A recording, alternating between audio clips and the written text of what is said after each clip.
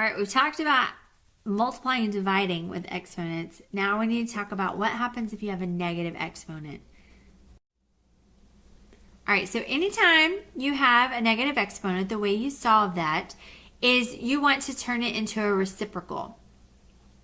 So 5 to the negative 3, what that means is that needs to be in the denominator of a fraction. So we can have a 1 over 5 cubed.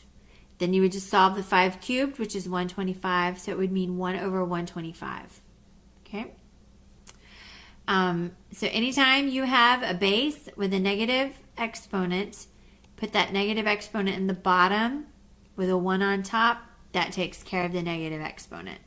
Let's try a few. So if we have negative 2 raised to the negative 3 power, first thing we need to do is take care of that negative 3. And we do that by putting it in the denominator of a fraction. So we're going to put this as 1 over negative 2 cubed. Now if we're going to evaluate it, we need to find out what negative 2 cubed is.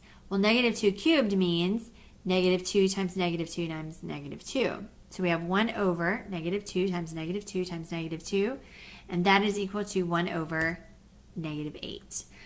So when you write this, your negative can be in the top, it can be in the bottom, or it can just be out in the front, either way. So this is a normal way of writing it, but if you wanted to write it as negative 1 over 8, that is still acceptable. And if you wanted to write it as 1 over negative 8, also still acceptable.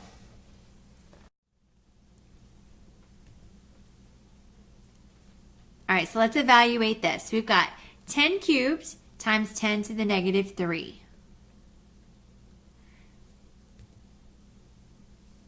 Now you might have been tempted to say, oh, well that negative 3 needs to go in the denominator and we'll have 10 cubed over 10 cubed, which is one way of doing it. The other way is, since we're multiplying, then we're just going to add those exponents anyway.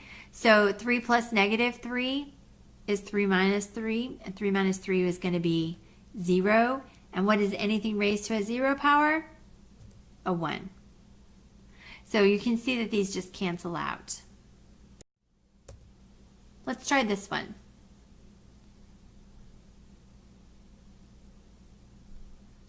How do we solve when we are dividing with a same base? What do we do to our exponents? We're going to subtract. So it's going to be 4 minus 7. 4 minus 7. So we're going to take those away. There's a difference of 3 between them. We're going to keep the negative sign because it's in front of the 7. So this would be 2 to the negative 3. How do we solve a negative exponent? Flip it over, put it in the bottom. So it would be 1 over 2 cubed. 2 cubed is 8. So this would be 1/8.